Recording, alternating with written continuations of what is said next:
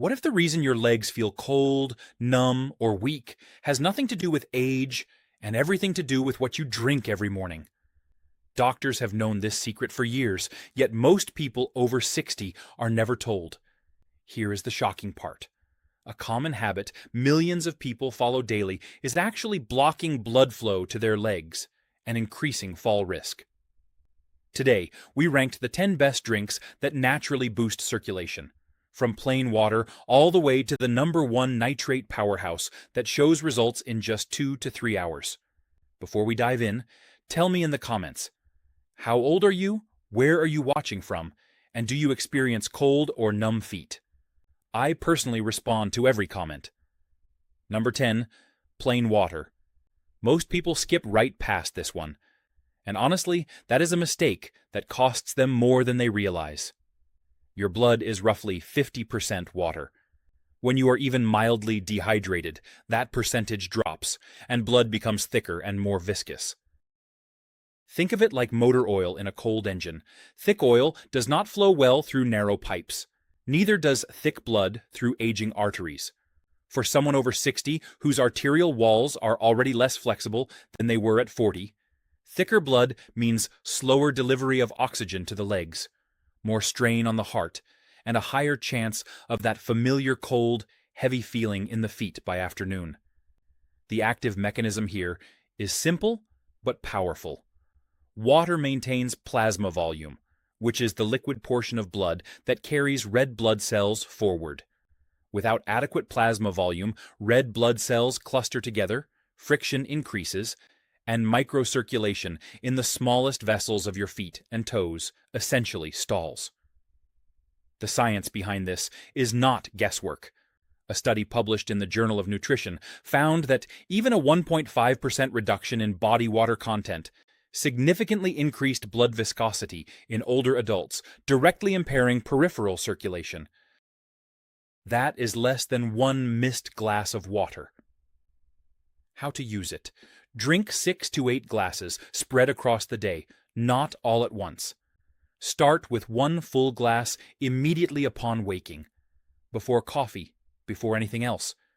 Your body loses water overnight through breathing alone, and morning dehydration is one of the most common and overlooked causes of sluggish morning circulation in older adults. Warm water in the morning is slightly better than cold because it does not cause the brief arterial constriction that very cold water can trigger. Plain water will not dilate your arteries on its own, but without it, nothing else on this list works as well as it should. Think of it as the foundation everything else is built on. Number 9, green tea. Here is where things start to get biochemically interesting. Green tea contains a group of antioxidants called catechins, and the most potent of them is EGCG, or epigallocatechin galate. This compound does something specific to the inner lining of your blood vessels, the endothelium. It protects endothelial cells from oxidative damage, which is the type of cellular wear and tear that accelerates after 60 and is one of the primary reasons arteries lose their elasticity over time. When endothelial cells are healthy, they produce more nitric oxide naturally. EGCG essentially acts as a maintenance worker for the factory that builds the molecule your arteries need to relax and widen. A landmark meta-analysis published in the European Journal of Nutrition, reviewing 13 randomized controlled trials, found that regular green tea consumption improved flow-mediated dilation, a direct measure of arterial flexibility, by an average of 2.6%.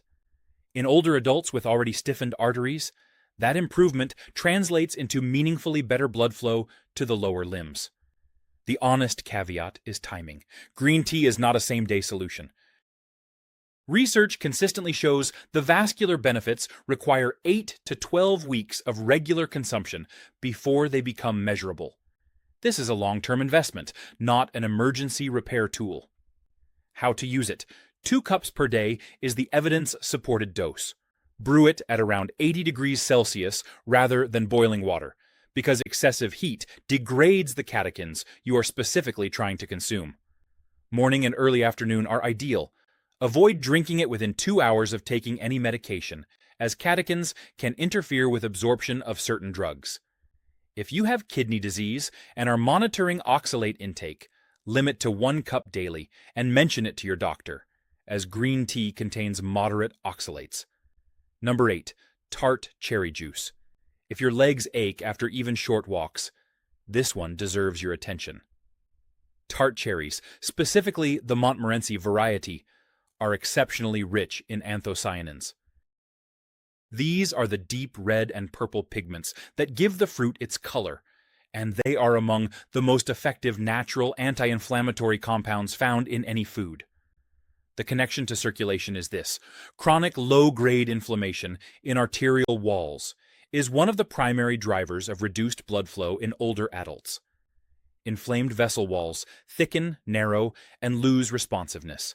Anthocyanins directly suppress inflammatory markers, particularly interleukin-6 and C reactive protein, both of which are consistently elevated in people with poor peripheral circulation. A study from the University of Delaware found that older adults who consumed tart cherry juice daily for 12 weeks showed significant reductions in systolic blood pressure and arterial stiffness compared to placebo. Participants also reported less leg soreness and improved walking endurance. The one thing to watch carefully is sugar content. Many commercial tart cherry juice products add substantial amounts of sweetener, which can spike blood sugar and paradoxically worsen circulation by promoting inflammation through a different pathway. Always choose 100% pure tart cherry juice with no added sugar. Read the label before buying. How to use it: 8 ounces once daily, preferably in the evening. Some research suggests the anti-inflammatory effect works particularly well overnight, when the body is in repair mode. For people managing kidney disease, discuss with your physician first, as cherries contain moderate potassium. Number 7. Watermelon juice. This is the fastest-acting natural vasodilator most people have never heard of. Watermelon is the richest dietary source of l-citrulline, an amino acid that the body converts into L-arginine, which then directly stimulates the production of nitric oxide in endothelial cells. Unlike some of the other drinks on this list that work through indirect pathways over weeks, l-citrulline creates measurable arterial dilation within a few hours of consumption. A clinical trial published in the American Journal of Hypertension found that watermelon extract supplementation reduced ankle blood pressure and arterial stiffness in obese adults with hypertension after just 6 weeks. More relevant for our purposes, a separate study specifically measuring peripheral blood flow found that a single serving of watermelon juice increased blood flow velocity in the popliteal artery, the main artery behind the knee feeding the lower leg, within 90 minutes. For someone standing up too quickly and feeling lightheaded, or finishing a short walk and noticing their feet are white or bluish at the toes, this kind of rapid peripheral vasodilation is exactly the mechanism needed.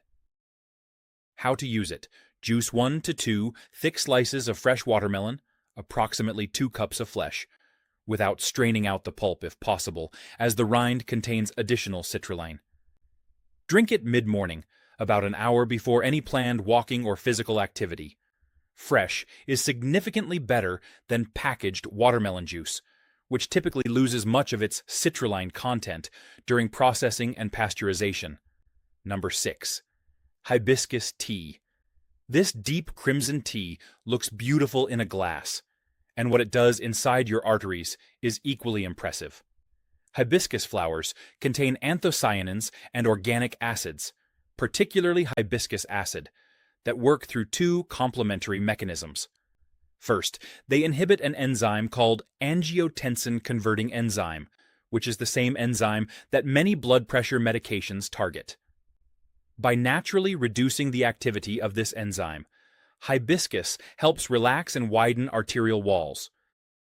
Second, the antioxidants in hibiscus directly improve the structural elasticity of arterial tissue, meaning arteries become more capable of expanding and contracting with each heartbeat.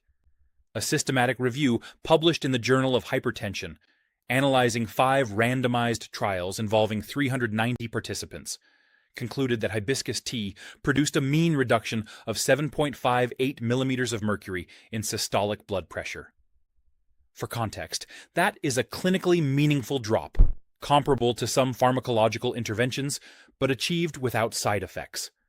Critically for our audience, hibiscus contains no sugar naturally and is caffeine-free, making it appropriate for consumption later in the day without disrupting sleep or blood sugar levels. How to use it: 1 to 2 cups daily. Steep dried hibiscus flowers for 5 minutes in hot water. It has a tart, cranberry-like flavor that most people find pleasant. Avoid sweetening it with sugar. A small amount of raw honey is acceptable if needed. Important note for anyone on blood pressure medication: because hibiscus has a genuine blood pressure lowering effect, combining it with antihypertensive drugs could cause pressure to drop too low. This is a conversation worth having with your doctor before starting. Number 5. Celery juice. Celery looks unremarkable. Its mechanism is anything but. Celery is one of the most concentrated vegetable sources of dietary nitrates outside of beets. When you consume nitrate-rich foods, bacteria on the surface of your tongue convert them into nitrite. That nitrite is then swallowed, absorbed into the bloodstream, and converted by your body into nitric oxide in a completely different pathway from the one that requires the amino acid L-arginine. This matters because, as people age, the enzyme-based pathway for producing nitric oxide becomes less efficient. The nitrate pathway serves as a backup system, and celery activates it effectively. Celery also contains phthalides, compounds that relax the smooth muscle tissue surrounding arterial walls, creating a direct mechanical widening of the vessel independent of the nitric oxide pathway. Research published in the Natural Medicine Journal documented significant reductions in blood pressure in patients consuming celery extract consistently over a 3-week period, with some participants showing improvements in peripheral warmth in the hands and feet as a secondary outcome. How to use it: juice 4 to 5 stalks of fresh celery and drink it on an empty stomach first thing in the morning. The fasting state matters here because stomach acid produced during digestion can partially destroy the nitrate-converting bacteria. Waiting 20 to 30 minutes before eating anything else allows maximum absorption. Do not add salt. Fresh only, not bottled celery juice, which has been pasteurized and loses active nitrate content. Number 4. Arugula smoothie.